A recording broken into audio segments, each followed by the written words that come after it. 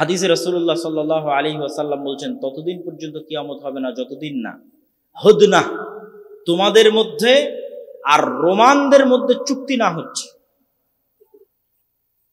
তো Roman empire, যে Roman এম্পায়ারের রাজধানী ছিল আজকের তুরস্কের ইস্তাম্বুল, ওমর রাদিয়াল্লাহু তাআলা আনহুর আমলে, উমাইয়া খেলাফতের আমলে, আব্বাসী খেলাফতের আমলে মুসলমানেরা কোনো দিন তুরস্ক বিজয় করতে পারেনি। তুরস্ক বিজয় হয়েছে ওসমানীয় খেলাফতের আমলে, তুরস্ক বিজয় হয়েছে। এই জন্য আজ মনে হয় তুরস্ক ইসলামী রাষ্ট্র, কিন্তু আসলে তুরস্ক ছিল খ্রিস্টানদের হেডকোয়ার্টার, রোমান এম্পায়ারের হেডকোয়ার্টার। এবং হাদিসের ভাষ্য বলছে হয়তো আবারও তুরস্ক মুসলমানদের হাতছাড়া হতে পারে, কেন কিয়ামতের পূর্ব মুহূর্তে আল্লাহ নবী বলছেন ফাতহে কুস্তান্তনিয়া, কনস্টান্টিনোপল বিজয় হবে, ইস্তাম্বুল বিজয় হবে। ইস্তাম্বুল তো এখনই মুসলমানদের হাতে আছে, তাহলে কিভাবে মুসলমানেরা বিজয় করবে কিয়ামতের পূর্ব মুহূর্তে? তো আমি যেটি বলছিলাম যে এই জেরুজালেমের গুরুত্ব বোঝানোর জন্য যে কিয়ামতের পূর্ব মুহূর্তে রোমান খ্রিস্টানদের সাথে মুসলমানদের চুক্তি হবে, চুক্তির ভিত্তিতে রোমান খ্রিস্টান এবং মুসলমানেরা এক তৃতীয় পক্ষের বিরুদ্ধে যুদ্ধ করবে। সেই তৃতীয় পক্ষ কারা হবে? সম্ভাব্য ইহুদিরা হতে পারে, আরো অন্য কেউ হতে পারে, কিন্তু সমূহ সম্ভাবনা আছে যে তৃতীয় পক্ষ হবে ইহুদিরা। রোমান খ্রিস্টান আর মুসলমানেরা একত্রিত হয়ে তাদের বিরুদ্ধে যুদ্ধ করবে এবং এই যুদ্ধে বিজয় হবে। এই যুদ্ধে বিজয় হওয়ার পর একজন খ্রিস্টান এভাবে ক্রুশ উত্তোলন করে বলবে যে ক্রুশের বিজয় হোক, বা ক্রুশের কারণে আমরা বিজয়ী হয়েছি। তখন আরেক মুসলমান লাফ দিয়ে উঠে সেই ক্রুশকে ভেঙে দিবে। যখন আরেক মুসলমান লাফ দিয়ে উঠে ক্রুশকে ভেঙে দিবে, তাকবীর ধ্বনি দিবে, তখন খ্রিস্টান এবং মুসলমানের যে চুক্তি হয়েছিল চুক্তি লঙ্ঘন হয়ে তারা মুখোমুখি দাঁড়িয়ে যাবে যুদ্ধের জন্য।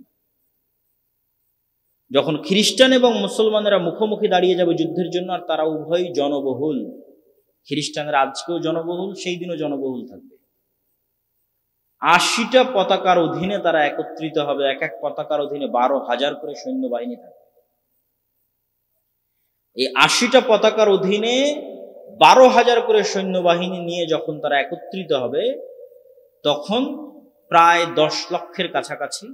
তখন যে যুদ্ধ হবে, এই যুদ্ধের বর্ণনা দিতে গিয়ে রাসূল সাল্লাল্লাহু আলাইহি ওয়াসাল্লামের ভাষা অনুযায়ী 2টা বাক্য মনে রাখার মতো। একটা হচ্ছে যে একটা পরিবারে যদি 100 জন সদস্য থাকে তো 99 জন মারা যাবে, একজন বেঁচে থাকবে। একটা হচ্ছে একটা পাখি যদি আকাশে উঠতেই থাকে তো 1 মাস উঠতে থাকলেও সে লাশ ছাড়া আর কিছু পাবে না। এত ভয়ঙ্কর যুদ্ধ হবে এবং এত বেশি পরিমাণে মানুষ মারা যাবে। রাসূলুল্লাহ সাল্লাল্লাহু আলাইহি ওয়াসাল্লাম বলছেন, আমার উম্মত ওই দিন 3 ভাগে বিভক্ত হবে। এক ভাগ যুদ্ধের মাঠ থেকে পালিয়ে যাবে, এদের তওবা আল্লাহ কোনোদিন কবুল করবে না। যুদ্ধের মাঠ থেকে পালিয়ে যাওয়া কবিরা গুনাহের লিস্টে প্রায় প্রত্যেক হাদিসে রাসূলুল্লাহ সাল্লাল্লাহু আলাইহি ওয়াসাল্লাম যখন কবিরা গুনাহের লিস্ট করেছেন, শিরক করা, জেনা করা, নিরপরাধ মানুষকে হত্যা করা, সুদ খাওয়া, তখন বেশিরভাগ হাদিসে একটা বড় কবিরা গুনাহ আছে, জিহাদের মাঠ থেকে পালিয়ে যাওয়া। এটা অনেক বড় কবিরা গুনাহ। তো একদল উম্মত সেই দিন জিহাদের মাঠ থেকে পালিয়ে যাবে, এদের তওবা আল্লাহ কোনোদিন কবুল করবে না। একদল উম্মত ওই যুদ্ধে শহীদ হবে, এরা হবে পৃথিবীর সর্বশ্রেষ্ঠ শহীদ। আর আরেক দল উম্মত ওই যুদ্ধে বিজয়ী হবে, তারা আর কিয়ামত পর্যন্ত কোনোদিন ফিতনায় পতিত হবে না। আল্লাহু আকবার। যারা বিজয়ী হবে। এই যুদ্ধগুলো কোথায় সংঘটিত হবে? এই যুদ্ধ সংঘটিত হওয়ার যে জায়গাগুলো রাসূলুল্লাহ সাল্লাল্লাহু আলাইহি ওয়াসাল্লাম বলছেন, এগুলো সব সিরিয়া, তথা সিরিয়া বলতে আমরা বুঝি ফিলিস্তিন, ইসরায়েল, জর্ডান, আজকের সিরিয়া সব মিলে। তো এই যুদ্ধ সংঘটিত হবে সিরিয়াতে। আমাক এবং দাবেক নামক জায়গায় রোমানরা সেনাবাহিনী সমাবেশ ঘটাবে। এই আমাক এবং দাবেক হচ্ছে সিরিয়ার তুরস্কের সীমান্তবর্তী অঞ্চল। আর গুতা নামক জায়গায় মুসলমানদের হেডকোয়ার্টার হবে, এটা হচ্ছে দামেস্কের নিকটবর্তী অঞ্চল। তাহলে সিরিয়ার গুরুত্ব কিয়ামতের পূর্ব মুহূর্তে সংঘটিত হওয়া প্রত্যেকটা ঘটনার সাথে আছে। এখানে আরো একটি বিষয় আপনাদের মনে রাখতে হবে, কেন সিরিয়ার গুরুত্ব আছে। এই জন্য গুরুত্ব আছে যে মক্কা এবং মদিনা ফিতনা থেকে মাহফুজ, এমনকি দাজ্জালের ফিতনা পর্যন্ত মক্কা মদিনায় প্রবেশ করবে না। তাহলে মক্কা এবং মদিনায় মারামারি হওয়ার কোনো প্রশ্নই নাই, গন্ডগোল, যুদ্ধ বিগ্রহ হওয়ার কোনো প্রশ্নই নাই। এই জন্য রাজনৈতিকভাবে আর কোনোদিন রাজধানী মক্কা মদিনায় ফিরে যায়। খোলাফায়ে রাশিদিনের পর থেকে নিয়ে আজ পর্যন্ত, আজ 1400 বছর পার হয়ে গেছে, রাজনৈতিকভাবে কোন শাসন আমলের রাজধানী আর মক্কা মদিনা হয়নি। কেন? ওইটা কিয়ামত পর্যন্ত ফিতনা থেকে মাহফুজ, দাজ্জালের ফিতনা থেকেও মাহফুজ। তাহলে হবে কোথায়? হবে তৃতীয় পবিত্রতম মসজিদ, তৃতীয় পবিত্রতম জায়গা, যেখানে ইবাদতের জন্য সফর করা যায়। ইবাদতের জন্য পৃথিবীর 3টা জায়গা বাদে বাকি যে কোনো জায়গায় ইবাদতের উদ্দেশ্যে সফর করলে গুনাহ হবে। কেউ যদি বলে আমি দারুল উলুম দেওবন্দ যাব, মদিনা ইসলামী বিশ্ববিদ্যালয় যাব, আজহার বিশ্ববিদ্যালয় যাব, এমনকি কেউ যদি নিয়ত করে যে আমি নবীর কবর দেখতে যাব, তাহলে কিছু নেকি পেতে পারি, এই নিয়তে যদি যায় গুনাহ। মসজিদে নববীতে সালাত আদায় করব, এই নিয়তে যাবে, নেকি পাবে। মসজিদে নববীতে চলে এসেছি তাই আল্লাহর নবীর কবর জিয়ারত করব, এটা ভিন্ন কথা। কিন্তু আমার নিয়ত যে আমি মসজিদে নববীতে যাব, এই সফরে নেকি আছে। তাহলে এরকম 3টে জায়গা আছে, যে 3টে জায়গায় ইবাদতের উদ্দেশ্যে সফর করা যায়। তার 3 নম্বর জায়গা মসজিদ আকসা। আজ থেকে 80-90 বছর আগে একজন হাজি যখন ভারত, পাকিস্তান, আফগানিস্তান, বাংলাদেশ থেকে চলতো, তখন সেই হাজির পক্ষে এটি সহজ ছিল, যারা বাই রোড যাতায়াত করত অথবা যারা সমুদ্র পথে যাতায়াত করত, তারা চেষ্টা করত একসাথে 3টে মসজিদই দেখে আসতে। যেমন এখন আপনারা হজ ওমরায় গেলে 2 মসজিদ দেখেন, তৃতীয় মসজিদে কিন্তু যাওয়ার সুযোগ হয় না। এটা আল্লাহ সুবহানাহু ওয়া তাআলার পক্ষ থেকে আমাদেরকে আল্লাহ মাহরুম করে রেখেছে, বঞ্চিত করে রেখেছে উম্মতে মুহাম্মাদের গুনাহের কারণে। উম্মতে মুহাম্মাদের তাকওয়া এবং পরহেজগারিতার অভাবের কারণে তৃতীয় পবিত্রতম মসজিদ থেকে বঞ্চিত, যেখানে আমাদের পূর্বপুরুষরা সালাত আদায় করার সুযোগ পেত কিন্তু আমরা পাই না, যাওয়ার সুযোগ পেত কিন্তু আমরা পাই না। আল্লাহ আমাদের বঞ্চিত করে রেখেছে 70 বছরের বেশি কাল থেকে।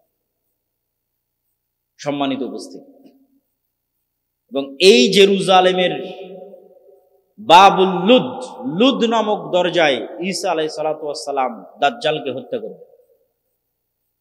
সুতরাং এই অঞ্চলে যা সংঘটিত হবে তার গুরুত্ব সীমাহীন, অপরিসীম এবং অপরিহার্য। এখান থেকে আমাদের শিক্ষা কি? এই বিশাল ইতিহাস থেকে আমাদের শিক্ষা হচ্ছে, এই যে জেরুজালেম বা এই যে মসজিদ আকসা, মুসলমানেরা 2 বার বিজয় করেছে। একবার ওমর ফারুক রাদিয়াল্লাহু তাআলা আনহু, আর একবার সুলতান সালাহুদ্দিন আইয়ুবী রাহিমাহুল্লাহ। ওমর ফারুক রাদিয়াল্লাহু তাআলা আনহু যখন জেরুজালেম বিজয় করেন, আবু উবাইদা ইবনুল জাররাহ যখন তার নিকটে চিঠি লেখেন, 4000 সাহাবী সেই দিন উপস্থিত ছিল। কি চিঠি লেখেন? যে পাদ্রীরা চাবি হস্তান্তর করবে না আমিরুল মুমিনিন খলিফাতুল মুসলিমিন না আসলে। তো আমিরুল মুমিনিন খলিফাতুল মুসলিমিন আসছেন, অসংখ্য পাদ্রী, পৃথিবীর রোমান এম্পায়ারের সবচেয়ে বড় তীর্থস্থল জেরুজালেমের বড় বড় পাদ্রীরা বসে আছে, অনেক বড় পাওয়ারফুল জায়গা জেরুজালেম। সেই পাওয়ারফুল জায়গায় বড় বড় পাদ্রীরা বসে আছে, তারা অপেক্ষায় আছে আমিরুল মুমিনিন খলিফাতুল মুসলিমিন আসবে। আর তিনি প্রবেশ করছেন, তখন তিনি উটের রশি ধরে টানছেন। তো মানুষ তো সন্দেহে পড়ে গেছে কে খলিফা আর কে চাকর। কিন্তু আবু উবাইদা ইবনুল জাররাহ তো চিনেন যে ইনি আমাদের খলিফা। তো উনি হন্তদন্ত হয়ে ছুটে এসেছেন, আমিরুল মুমিনিন করেছেন কি?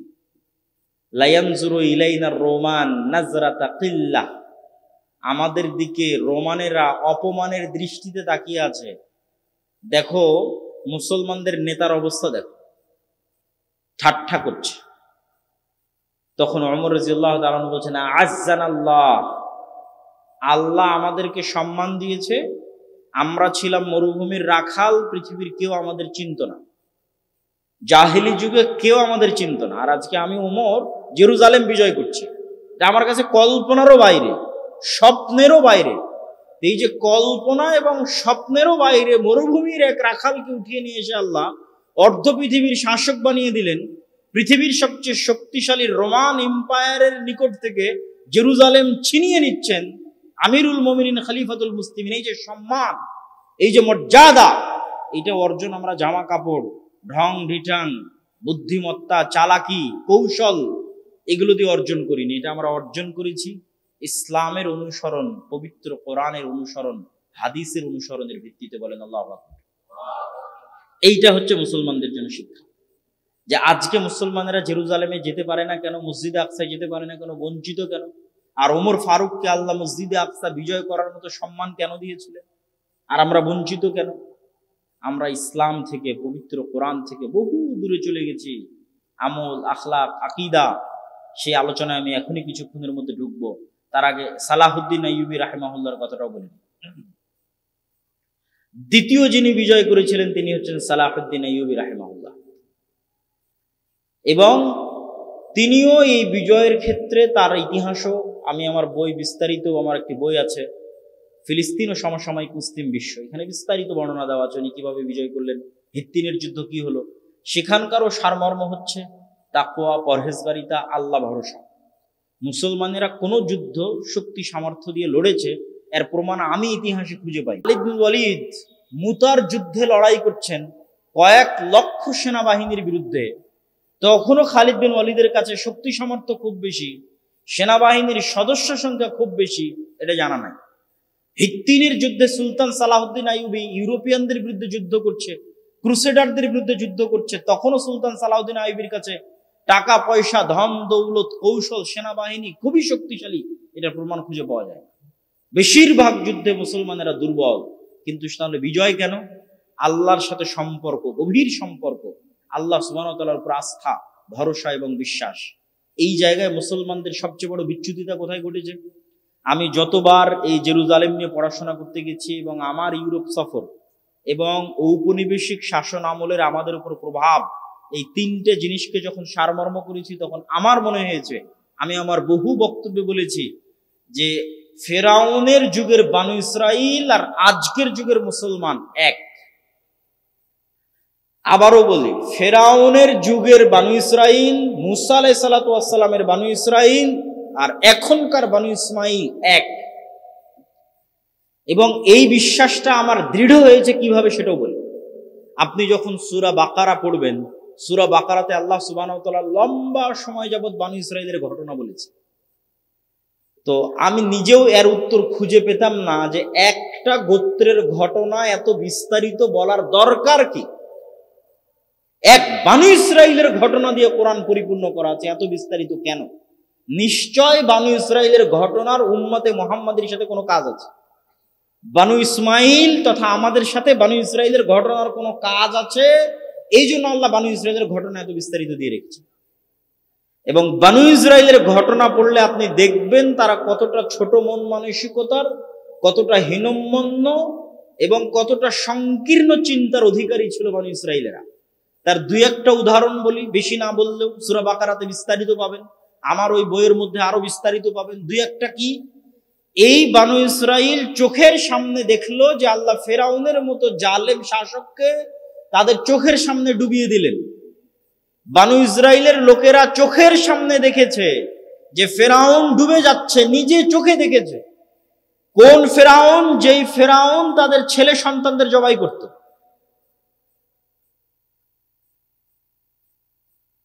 ইউযাববিহুনা আবনাআকুম ওয়া ইস্তাহয়ুনা নিসাআকুম, এই সেই ফেরাউন যে তোমাদের ছেলে সন্তানদের জবাই করত, মেয়ে সন্তানদের বাঁচিয়ে রাখত।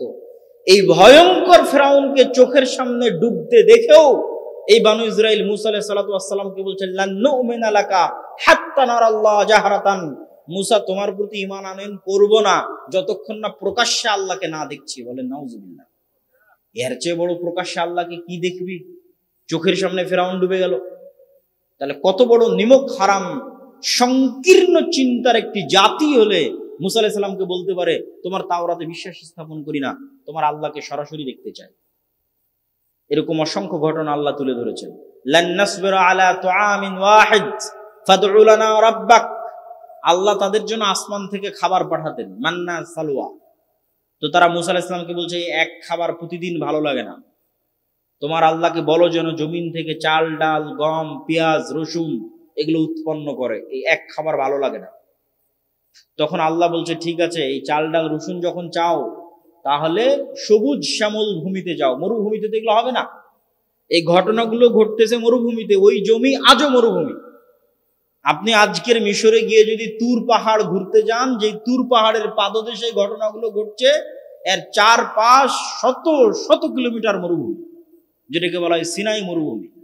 এই মরুভূমির মধ্যেই 40 বছর বানু ইসরাইলরা ঘুরপাক খেয়েছে। তাহলে তো এই মরুভূমি পার হয়ে যেখানে সবুজ শ্যামল এলাকা আছে, ওটা বিজয় করতে হবে, ওখানে যাও জিহাদ করো। বলছে ইযহাব আনতা ওয়া রাব্বুকা ফাকাতিলা, মুসা আপনি আর আপনার আল্লাহ গিয়ে যুদ্ধ করেন, আমরা যুদ্ধ করতে পারবো না। তাহলে যাদের জন্য আল্লাহ পাথর ফেটে 12টা ঝর্ণা ধারা তৈরি করলেন, তাদের জন্য, তাদের চোখের সামনে, ওই ইস্তাসকা মূসা লিকওমি ফাকুল নাজরিব বিআসাকাল হাজার ফানফাজারাত মিনহু ইসনাতা আশারাতা আইনা, যখন মুসার কওম মুসাকে বলেছিল পানি দাও, মরুভূমিতে পানি নাই, আর সমুদ্রের লবণাক্ত পানি খাওয়া যায় না, এই মরুভূমির পাশে, এই তুর পাহাড়ের পাশেই লোহিত সাগর, এই সব লবণাক্ত পানি খাওয়া যায় না, পানির ব্যবস্থা করো। তখন আমি মুসাকে বললাম, মুসা লাঠি দিয়ে পাথরে আঘাত করো, পাথরে আঘাত করলো, 12টা ঝর্ণা তৈরি হলো তাদের চোখের সামনে। খাবারের ব্যবস্থা কোথায় হবে? মরুভূমিতে খাবার নাই, জান্নাত থেকে খাবার আসে। তাহলে জান্নাত থেকে খাবার আসে, পাথর থেকে পানি বের হয়। ফেরাউন ডুবতে দেখেছে চোখের সামনে, তারপরে আল্লাহ বলতেছে যাও যুদ্ধ করো, বলে তুমি আর তোমার আল্লাহ গিয়ে যুদ্ধ করো। তখন আমার চিন্তা চেতনা এবং আমার গবেষণা, যে বানু ইসরাইলের এই বিশাল ঘটনা আল্লাহ কোরআনে উল্লেখ করছে, মানে একদিন উম্মতে মুহাম্মাদি এদের মতো হয়ে যাবে, মানে একদিন উম্মতে মুহাম্মাদি বানু ইসমাইল বানু ইসরাইলের মতো হয়ে যাবে। কিভাবে হবে সেটাও আমি মিলিয়েছি। আমার এটা গবেষণা ভুলও হতে পারে, ঠিক হতে পারে। আমার গবেষণা হচ্ছে যে বানু ইসরাইল এরা তো নবীর সন্তান। এই যে যারা বলতেছে যে আমরা তোমার আল্লাহকে না দেখলে ঈমান আনয়ন করবো না, তুমি আর তোমার আল্লাহকে যুদ্ধ, তো নবীর সন্তান। কোন নবীর সন্তান? ইব্রাহিম আলাইহিস সালামের সন্তান। ইব্রাহিম আলাইহিস সালামের ছেলে ইসহাক, ইসহাকের ছেলে ইয়াকুব, ইয়াকুবের ছেলে ইউসুফ। ইউসুফ কুয়াতে নিক্ষিপ্ত হয়ে ভাইয়েরা ফেলে দিয়েছে, ওখান থেকে মিশরের বাজারে বিক্রি হয়েছে। তারপরে ইউসুফ আলাইহিস সালামের মৃত্যুর 300-400 বছর পর মুসা আলাইহিস সালাম, একই বংশ। ইউসুফ আলাইহিস সালাম যেই বংশ, মুসা আলাইহিস সালাম ওই বংশ। ইউসুফ আলাইহিস সালামের 300-400 বছর পর মুসা আলাইহিস সালাম। তাহলে 300-400 বছরে এত পরিবর্তন নবীর সন্তানদের কেমনে সম্ভব? এর আর দ্বিতীয় কোনো উত্তর নাই যে ইউসুফ আলাইহিস সালামের মৃত্যুর পর ইউসুফ আলাইহিস সালামের যাদের সাথে জোট ছিল তাদের যখন পতন হয়, আর ফারাওদের যখন উত্থান হয়, তখন এরা আগের সরকার আর আগের সরকারের সাথে যাদের জোট ছিল, উভয়ের উপর জুলুমের স্টিম রোলার চালায় ফারাওরা। তাহলে আগের সরকারের জোট সরকারকে ইউসুফ আলাইহিস সালাম মন্ত্রী ছিল, আর তার ভাইয়েরা 12 ভাই, ওই 12 ভাইয়ের জন্য 12টা ঝর্ণা তৈরি হয়েছিল। 12 ভাইয়ের সন্তানের জন্য নদীতে যখন আল্লাহ বলেছিল যে সমুদ্রের রাস্তা তৈরি হও, 12টা রাস্তা তৈরি হয়েছিল ইউসুফ আলাইহিস সালামের 12 ভাইয়ের 300-400 বছর পরের পরবর্তী বংশধরের জন্য 12টা রাস্তা তৈরি হয়েছিল। আর পাথর ফেটে 12টা ঝর্ণাও বের হয়েছিল ইউসুফ আলাইহিস সালামের 12 ভাইয়ের 300-400 বছর পরবর্তী বংশধরের জন্য, এরা নবীর সন্তান। তাহলে এই 300-400 বছর ফেরাউনের গোলামি করতে করতে করতে করতে অন্তর ছোট হয়ে গেছে, আত্মমর্যাদা হারিয়ে ফেলেছে, গোলামের কোন আত্মমর্যাদা থাকে না, নেতৃত্বের গুণ হারিয়ে ফেলেছে, মিথ্যা বলা, চুরি, ডাকাতি, দুর্নীতি, যত রকমের ধোঁকাবাজি, শঠতা, সকল কিছু গোলামি করতে করতে শিখে ফেলেছে। কেননা যখন একটা মানুষ গোলাম হয় তখন এগুলো শিখতে বাধ্য হয়। ধরেন আপনার এখানে সামনে যদি 2 জন গোলাম উপস্থিত করে দিয়ে আমি এটা একটা রুটি, খাবারের রুটি আমি এভাবে নিক্ষেপ করলাম, তোমরা মারামারি করে খাও, তো এই রুটিটা মারামারি করে নেওয়ার জন্য ওদের 2 জনকে ধোঁকাবাজিপূর্ণ আচরণ করতে হবে, মারামারি করতে হবে, মিথ্যা বলতে হবে, একজন আরেকজনকে ঠকাতে হবে, তাহলে নিতে পারবে।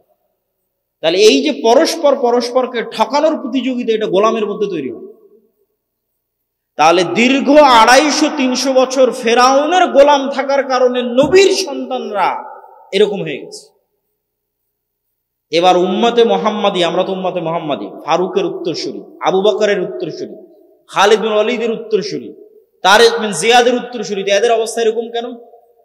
এরাও হচ্ছে ঔপনিবেশিক শাসন আমলে 200 বছরের গোলাম ছিল। শুধু আমরা না, আফ্রিকার মুসলমানেরা থেকে শুরু করে পাকিস্তান, ভারত থেকে শুরু করে পৃথিবীর প্রায় 90% অঞ্চলের মুসলমানেরা ইউরোপের গোলাম ছিল 200-250 বছর। আমরা যখন বাদশাহ আলমগীরের জামানায় ছিলাম, আমি চিন্তা করি, আমার কল্পনা শক্তি বলে যে বাদশাহ আলমগীরের জামানায় যখন মুসলমানেরা ছিল তখন মুসলমানেরা মিথ্যা বলা জানতো না।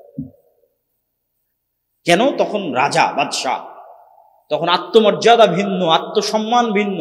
পুরো ভারতের 5 ভাগ জমির 1 ভাগ জমি শুধু মসজিদ মাদ্রাসার নামে ওয়াকফ আছে। মিথ্যা বলবে কেন? ধোঁকা দিবে কেন? মারামারি কাটাকাটি করবে কেন? কিন্তু যখন ব্রিটিশদের অধীনে 190 বছর গোলাম, তখন গোলামি করতে করতে রক্তের মধ্যে মিথ্যা ঢুকে গেছে, বানু ইসরাইল হয়ে গেছে। ধোঁকাপূর্ণ আচরণ, শঠতা আচরণ, দুর্নীতি প্রবেশ করে গেছে। একই অবস্থা আফ্রিকার মুসলমানদের, এবং তাদের অবস্থা আমাদের চাইতে খারাপ। কেন খারাপ? ব্রিটিশদের চাইতে জঘন্য নিকৃষ্ট কলোনি হচ্ছে ফ্রান্স, স্পেন আর ইতালির কলোনি। ইংল্যান্ডের কলোনির চাইতে নিকৃষ্ট কলোনি। আমাদেরকে তো ইংল্যান্ডেরা ন্যূনতম স্বাধীনতা দিয়ে গেছে, স্পেন এবং ফ্রান্স আফ্রিকার মুসলমানদেরকে ন্যূনতম স্বাধীনতাটুকু দেয়। অস্ত্র কিনতে হবে ফ্রান্সের কাছে, তোমার ব্যাংকের টাকা কেন্দ্রীয় ব্যাংকে থাকবে ফ্রান্সের। এখন আজকের কথা বলছি, তোমার পররাষ্ট্রনীতি ফ্রান্স নিয়ন্ত্রণ করবে। তুমি বাইরের কোনো দেশের সাথে অস্ত্র চুক্তি করতে পারবে না, কোনো পররাষ্ট্রনীতি চলবে না, সব হবে ফ্রান্স কেন্দ্রিক। এখনকার কথা বলছি, আজকের কথা বলছি। তোমার সেনাবাহিনীকে সকল ট্রেনিং দিবে ফ্রান্স। তোমার দেশের সকল খনিজ সম্পদ একমাত্র ফ্রান্স উত্তোলন করতে পারবে, বিক্রি করতে পারবে। আফ্রিকা কোটি কোটি টাকার খনিজ সম্পদের উপর ভাসতেছে, কিন্তু পুরো খনিজ সম্পদ নিয়ে যাচ্ছে কারা? ইউরোপিয়ানরা। আর ওই খনিজ সম্পদ যেন ইউরোপিয়ানরা নিয়ে যায়, তার জন্য গার্ড দেয় জাতিসংঘের শান্তিরক্ষী বাহিনী। আর সেই জাতিসংঘের শান্তিরক্ষী বাহিনীতে আমাদের বাংলাদেশ আর্মি, পাকিস্তান আর্মি যুদ্ধ করে। তো সম্মানিত উপস্থিতি, এই আফ্রিকানদেরকে যখন আপনি ইতালি, ফ্রান্স, স্পেনের মাটিতে দেখবেন, তখন দেখবেন তারা বাঙালি মুসলমানদের চাইতে বেশি মিথ্যুক, বাঙালি মুসলমানদের চাইতে বেশি ধোঁকাবাজ, বাঙালি মুসলমানদের চাইতে বেশি সঠতাপূর্ণ আচরণ করে। আর বাঙালি মুসলমানদের যখন দেখবেন ইন্ডিয়ান সাবকন্টিনেন্ট, পাকিস্তানের মুসলমানদের যখন ইউরোপে দেখবেন, তখন জন্ম নিবন্ধন কার্ড থেকে শুরু করে, জাতীয় পরিচয়পত্র থেকে শুরু করে, সার্টিফিকেট থেকে শুরু করে, যে আবেদন সাবমিট করেছে আবেদন সাবমিট থেকে শুরু করে, সরকারের কাছে বেনিফিট নিবে যে আমার কয় ছেলে মেয়ে কোথায় পড়ে, আমি কি চাকরি করি, কত টাকা ইনকাম করি, প্রত্যেক ধাপে মিথ্যা বলতেছে। শুরু থেকে নিয়ে শেষ পর্যন্ত মিথ্যার উপর প্রতিষ্ঠিত। সে মুসলমান, হাজি, নামাজি, ওমরাকারী, কিন্তু পুরো জীবনটা মিথ্যার উপর প্রতিষ্ঠিত। এবং মিথ্যা বলতেছে কাদের কাছে? ইহুদি খ্রিস্টানদের কাছে মিথ্যা বলতে, 2টা টাকা বেশি পাওয়ার জন্য। এটা হচ্ছে গোলামের নেচার, গোলামের স্বভাব। এই জন্য আমরা হয়ে গেছি এই যুগের বানু ইসরাইল। এই যুগের বানু ইসরাইল যে তার প্রমাণ কোথায়? তার প্রমাণ হচ্ছে এই যে ফিলিস্তিন, যে ফিলিস্তিন আলোচনা শুরু করি। কিভাবে বলছে ফিলিস্তিন প্রমাণ? আল্লাহ ওই বানু ইসরাইলের উপর চাপিয়ে দিয়েছিলেন ফেরাউনকে। ফেরাউনের কথা আল্লাহ কি বলছে? ইউযাব্বিহুনা আবনাকুম ওয়া ইস্তাহইউনা নিসাআকুম। তোমরা বানু ইসরাইল গোলাম না? তোমাদের গোলামের প্রমাণ কি? তোমাদের ছেলে সন্তানদেরকে ফেরাউন জবাই করে মেয়ে সন্তানদেরকে বাঁচিয়ে রাখে। তো আমরা যে গোলাম, তার প্রমাণ কি? দেখো, সারা পৃথিবীর মানুষের চোখের সামনে 50,000-এরও অধিক নারী, পুরুষ, শিশুকে গত 1.5 বছরে গাজার মাটিতে হত্যা করা হয়েছে। পৃথিবীর কেউ টু শব্দ করে তাদের বাঁচাতে যায়নি। এর চেয়ে বড় গোলামের প্রমাণ আর কিনবেন? যে পুরো মুসলিম বিশ্ব যে গোলাম, এর চেয়ে বড় প্রমাণ আর লাগবে না। পৃথিবীর কোন যুদ্ধের আইন পর্যন্ত ফলো করা হয়নি, হাসপাতাল পর্যন্ত, বিশ্ববিদ্যালয় পর্যন্ত, স্কুল পর্যন্ত কিছুই নিরাপদ থাকেনি। পুরো গাজা ধুধু মরুভূমিতে পরিণত হয়ে গেছে। মাথা গুজার মতো ঠাঁই এরকম একটা ছাদ পর্যন্ত নাই, সবাই তাঁবুর নিচে। ঠিক রোহিঙ্গারা যেভাবে তাঁবুর নিচে, সেভাবে তাঁবুর নিচে। কিন্তু সারা পৃথিবীর চোখে, সারা পৃথিবীর মানুষের চোখের সামনে গেছে, 57টা মুসলিম রাষ্ট্রের চোখের সামনে গেছে। তাহলে ওখানে ফেরাউন তাদের জবাই করার কথা আল্লাহ সুবহানাহু ওয়া তাআলা বর্ণনা করেছে। আজকের যুগের ফেরাউনেরা আজকের যুগের বানু ইসরাইল কিভাবে হত্যা করতেছে? কেননা আজকের যুগের বানু ইসরাইলের এই যে গুণাবলী, তথা আমি আমার নিজেদেরকে বলতেছি, এই গুণাবলী থেকে উদ্ধারের উপায় কি? এই গুণাবলী থেকে উদ্ধারের উপায় হচ্ছে মুসলমানদের আনুষ্ঠানিকতা ঠিক আছে। এই জিনিসটা আল্লামা ইকবালও রিয়ালাইজ করেছেন, উনিও ওনার কবিতার মধ্যে বলেছেন। উনিও এই জিনিসটা অনুভব করেছেন ইউরোপ সফরের পর। सबक फिर से पढ़ सदाकत का, शुजाअत का, अदालत का, लिया जाएगा तुझसे काम, दुनिया की इमामत का। আল্লামা ইকবালও উনিও দেখেছেন পাকিস্তানের মানুষদের, বাংলাদেশের মানুষদের, আমিও দেখেছি যে তাদের মধ্যে ইসলামের আনুষ্ঠানিকতা আছে। পুরো রমজানে সাহারি ইফতারি ঠিক আছে, মসজিদ মাদ্রাসা আছে, সবকিছু আছে। ঈদের আনুষ্ঠানিকতা ঠিক আছে, জানাজার আনুষ্ঠানিকতা ঠিক আছে, সালাত, সিয়াম, হজ, যাকাতের আনুষ্ঠানিকতা ঠিক আছে, ওমরার আনুষ্ঠানিকতা ঠিক আছে। কিন্তু যেই বৈশিষ্ট্যের উপর আল্লাহ নবীদের বড় করেছেন, নবীদেরকে আল্লাহ জন্মগত যে গুণের উপর বড় করেছেন, ওই গুণটা মুসলমানদের নাই। সব নবীকে আল্লাহ জন্মগত সত্যবাদিতা এবং ন্যায় পরায়ণতার উপর বড় করেছে। জন্মই হয়েছে এটার উপর, সত্য বলার উপর, ন্যায় পরায়ণতার উপর। আত্মমর্যাদা, আত্মসম্মানের উপর, নেতৃত্বের গুণাবলী সম্পন্ন। আর আমি মনে করি এই জন্যই আল্লাহ সুবহানাহু ওয়া তাআলা মূসা আলাইহিস সালাতু ওয়াস সালামকে বানু ইসরাইলের আর 10টা ছেলের সাথে বড় করেননি। বানু ইসরাইলের আর 10টা ছেলের সাথে বড় হলে তো গোলামদের সাথে বড় হতেন। তো গোলামদের সাথে বড় হলে তো ওনারও মন মানসিকতা ছোট হয়ে যেত, ধোকা দেওয়া শিখতো, মিথ্যা বলা শিখতো। এই জন্য মূসা আলাইহিস সালামকে আল্লাহ মানুষ করেছে রাজার বাড়িতে। রাজার বাড়িতে মানুষ হলে তো আর মিথ্যা বলে খাবার নেওয়া লাগবে না, আরেকজনকে ধোকা দিয়ে একটা টাকা বেশি উপার্জন করা লাগবে না। তাহলে এগুলো শিখবে না, কি শিখবে? আত্মমর্যাদা, আত্মসম্মান, নেতৃত্ব শিখবে। তাই শিখেছে। এবং আত্মমর্যাদা, আত্মসম্মান, নেতৃত্ব কোন লেভেলের ছিল মূসা আলাইহিস সালামের?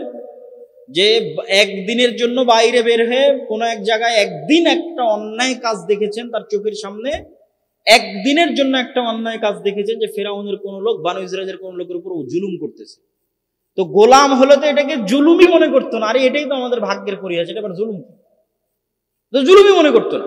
কিন্তু উনি স্বাধীন নেতা, নেতা হিসেবে আল্লাহ তাকে বড় করেছে। তাহলে জুলুম কেন হবে? এক থাপ্পড় দিয়েছেন ফেরাউনের লোককে, এক থাপ্পড়ে ফেরাউনের লোক মরে গেছে। এই যে আত্মমর্যাদা, গায়রাত, রাগ, এটা গোলামের থাকে না। এই গায়রাত, এই রাগ, এই আত্মমর্যাদা একজন স্বাধীন নেতার থাকে। তো ওই স্বাধীন নেতা কোথায় তৈরি হতে হবে? যেখানে আত্মমর্যাদা, আত্মসম্মান আছে, ওখানে তৈরি হতে হবে। এই জন্য বানু ইসরাইলের সাথে বড় না করে রাজার বাড়িতে আল্লাহ সুবহানাহু ওয়া তাআলা বড় করেছেন মূসা আলাইহিস সালাম। এই জন্য মূসা আলাইহিস সালামের চিন্তা চেতনার সাথে বানু ইসরাইলের চিন্তা চেতনা মিলত না। এক পর্যায়ে বিরক্ত হয়ে মূসা আলাইহিস সালাম আল্লাহকে বলছেন, হে আল্লাহ, এদের দায়িত্ব আমি আর নিতে পারবো না।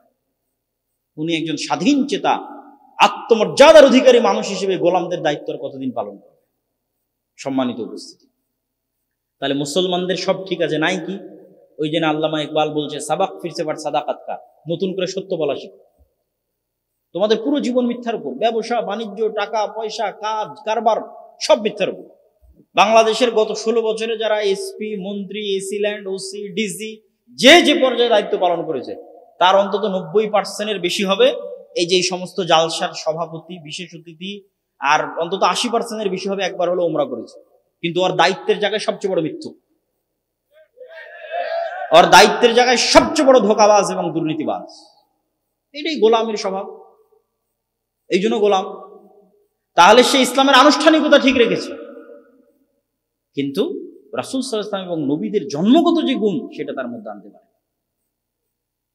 এই জন্য রাসূলুল্লাহ সাল্লাল্লাহু আলাইহি ওয়াসাল্লাম বলছেন, সাবআতুন ইউদিল্লুহুমুল্লাহ ইয়াওমা লা দিল্লা ইল্লা দিল্লু, 7 শ্রেণীর মানুষকে আল্লাহ সুবহানাহু ওয়া তাআলা আরশের বিশেষ ছায়া দিবেন, তার 1 নম্বরে থাকবে।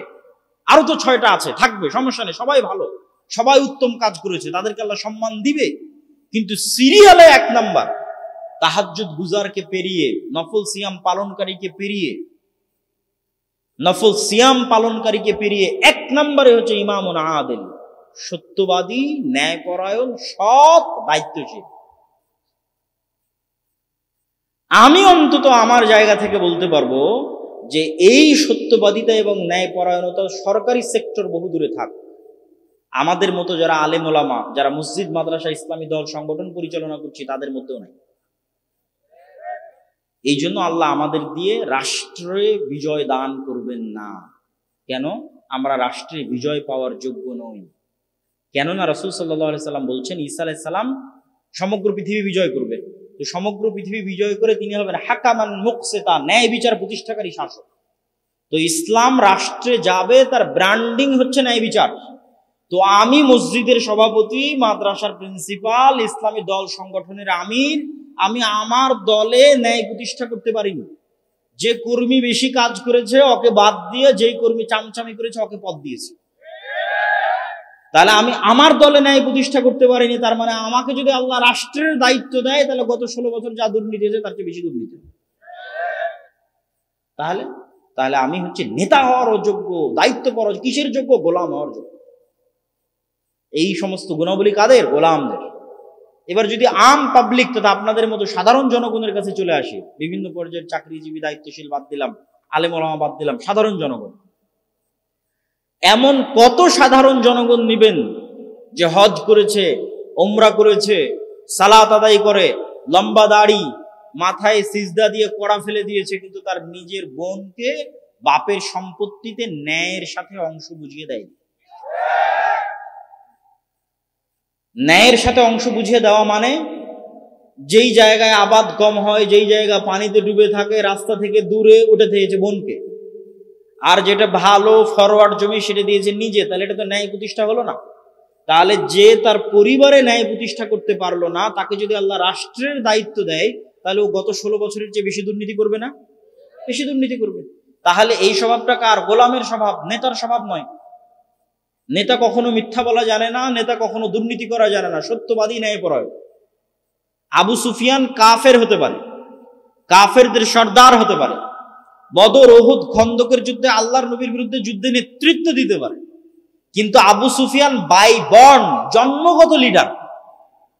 জন্মগত লিডার। এই জন্য আবু সুফিয়ানকে যখন জেরুজালেমে বাদশাহ হিরাক্লিয়াস তার চিরশত্রু মুহাম্মদ সাল্লাল্লাহু আলাইহি ওয়াসাল্লাম সম্পর্কে জিজ্ঞেস করছে, তখন আবু সুফিয়ান একটা বাক্য মিথ্যা বলেনি। তখন উনি কাফের, কিন্তু মিথ্যা বলা তো জানেই না, কেননা he is a by born leader, জন্মগত নেতা, তো কেমনে মিথ্যা বলবে? সম্মানিত উপস্থিতি, কিন্তু আমরা মুসলমানেরা, আমরা হচ্ছি ওই যুগের মক্কার কুরাইশ মুশরিকদের চাইতে চরিত্রের দিক থেকে, মিথ্যা, ধোঁকা এবং দুর্নীতির দিক থেকে নিম্ন স্তরে অবস্থান করছি। আমরা চলে গেছি আজ থেকে 4000 বছর আগের বনু ইসরাইলদের স্তরে। তাহলে আমাদের এখান থেকে বের হয়ে আসতে হলে আমাদের সত্য বলা, যেটা আল্লামা ইকবাল বলেছে, সাবাক ফিরসে পড় সাদাকাত কা, সত্য বলা শিখো, সুজাআত কা, সাহসী হও, ভীরু কাপুরুষ হয় না, আদালত কা, ন্যায় প্রতিষ্ঠা করা শিখো।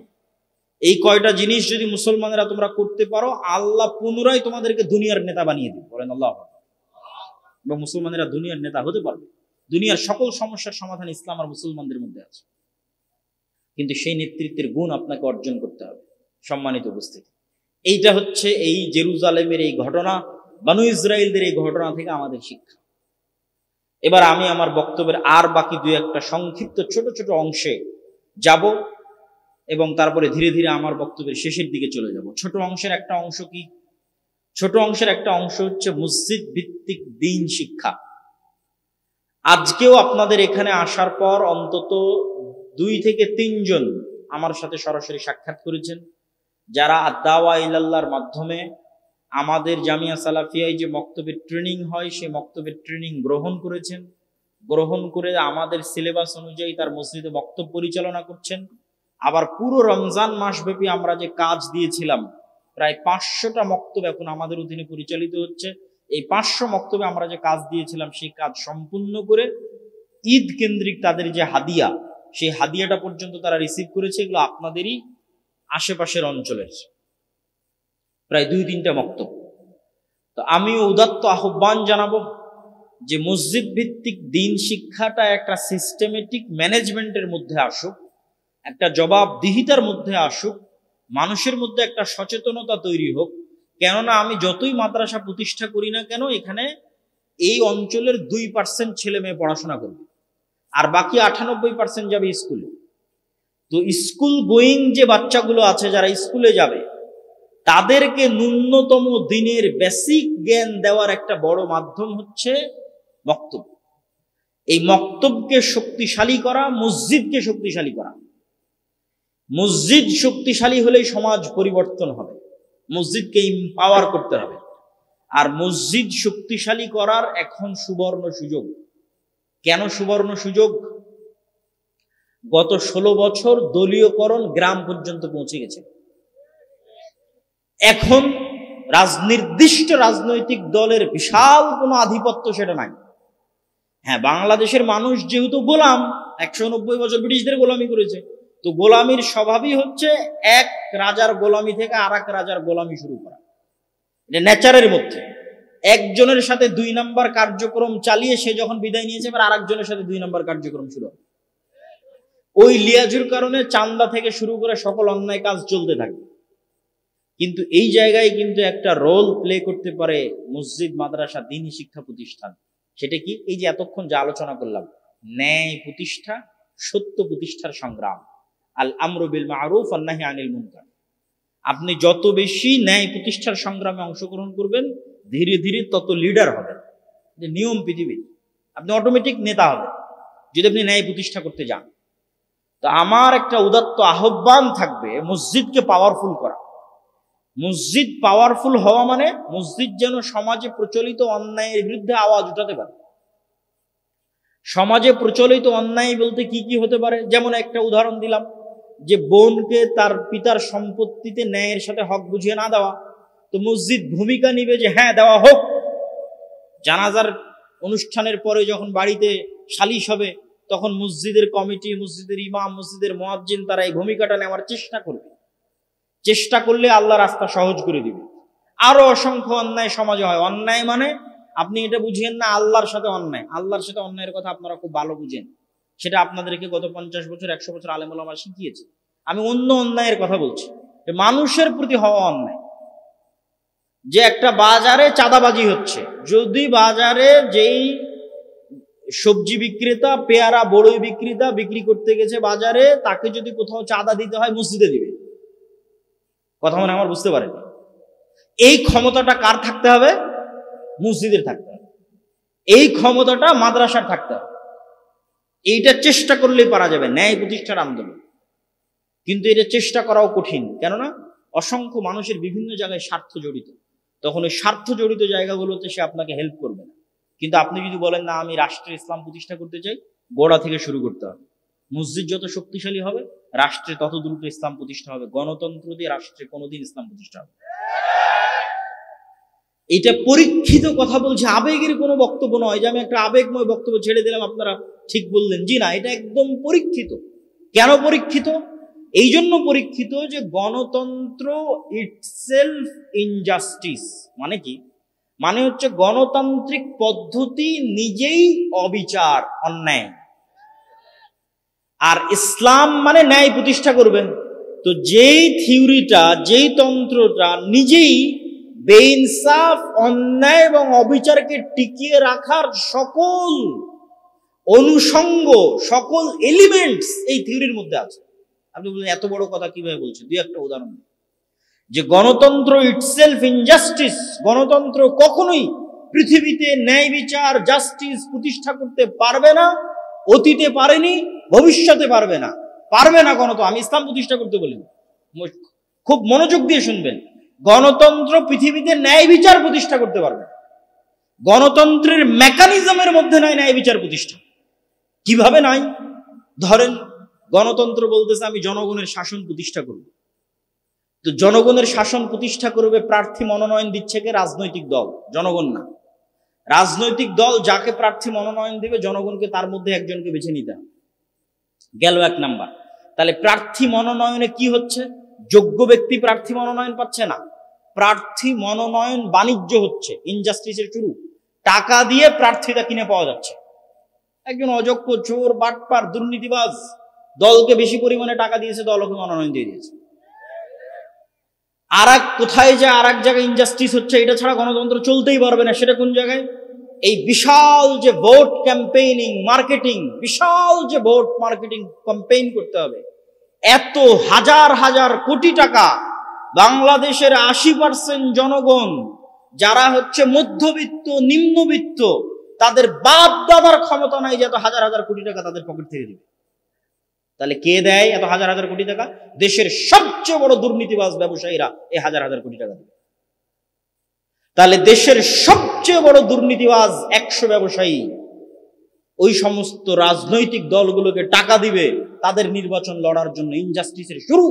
তাহলে যেখানে একটা দল বিক্রি হয়ে গেছে দুর্নীতিবাজ ব্যবসায়ীর কাছে, সেখানে কোশ্চেন গেল জাস্টিস প্রতিষ্ঠা হবে। এই জন্য গণতন্ত্র পৃথিবীতে কোনোদিন জাস্টিস প্রতিষ্ঠা করতে পারেনি, ভবিষ্যতেও পারবে না, আজও পারবে না। আমি ইসলাম প্রতিষ্ঠা করার কথা বলছি। ন্যায় বিচার প্রতিষ্ঠা করতে পারবে না, এটা নাই গণতন্ত্রের মধ্যে। প্রকৃত গণতন্ত্র কেমন হতো? প্রকৃত গণতন্ত্র কেমন হতো? আমি প্রকৃত ইসলাম বলিনি। প্রকৃত গণতন্ত্র কেমন হতো? আখিলার মানুষকে বলে দিলাম, আখিলার মানুষ যদি একসাথে একত্রিত হয়ে এই কওমি হাফিজিয়া মাদ্রাসা চালাতে পারে, আখিলার মানুষ যদি একসাথে একত্রিত হয়ে এরকম 10টা 5টা স্কুল কলেজ চালাতে পারে, তো আখিলার মানুষ ময় মুরব্বীরা একসাথে বসে তাদের গ্রামের নেতা ঠিক করতে পারে না? কোনো ভোট ছাড়া, কোনো মনোনয়ন ছাড়া, কোনো নির্বাচন ছাড়া, কিছুই ছাড়া আখিলার গ্রামের মানুষ এক জায়গায় একত্রিত পরামর্শের ভিত্তিতে বলতে পারে না আমার গ্রামের নেতা অমুক? পারে না? পারে না? অনেক সহজ। যখন আখিলার মানুষ এক জায়গায় একত্রিত বলবে আমার গ্রামের নেতা অমুক, তো এই ইউনিয়নে কয়টা গ্রাম আছে? সব গ্রামের মানুষেরা ভোট, নির্বাচন, ক্যাম্পেইন, রাজনৈতিক দলের মনোনয়ন আর ওই সমস্ত দুর্নীতিবাজ ব্যবসায়ীদের কোটি কোটি টাকা ছাড়াই গ্রামের মানুষ এক জায়গায় একত্রিত হবে আমার গ্রামের নেতাই। এবার এই গ্রামের নেতারা একত্রিত হয়ে পরামর্শ করে বলবে আমাদের ইউনিয়নের নেতাই, ইউনিয়ন নেতারা একত্রিত পরামর্শ করে বলবে আমার উপজেলার নেতাই, উপজেলার নেতা একত্রিত পরামর্শ করে বলবে আমার জেলার এমপি উমুক, জেলার এমপিরা একত্রিত পরামর্শ করে বলবে আমার দেশ চালানোর জন্য সবচেয়ে যোগ্য ব্যক্তি উমুক। এ হলো প্রকৃত গণতন্ত্র। এটা হতে দিবে কেউ? কোনোদিন হতে দিবে না। এটা হলো তো সব ব্যবসা বাণিজ্য ধ্বংস। ইসলাম হচ্ছে পরামর্শের ভিত্তিতে নেতা নির্বাচনের কথা বলে, আর পরামর্শের ভিত্তিতে নেতা আসলে, যোগ্য নেতা আসতেই হবে, তার প্রমাণ হচ্ছে বর্তমান সময়। বর্তমান যারা সরকার আছে এরা কি নির্বাচনে দাঁড়িয়ে ক্ষমতায় এসেছে? নির্বাচনে দাঁড়িয়ে ক্ষমতায় আসে ছাত্ররা পরামর্শ করেছে যে এই দেশ চালানোর সবচেয়ে যোগ্য ব্যক্তিকে। এই যে পরামর্শে যখনই বসবেন তখন মানুষ নিজেকে বাদ দিয়ে ভাবে, মানে আমরা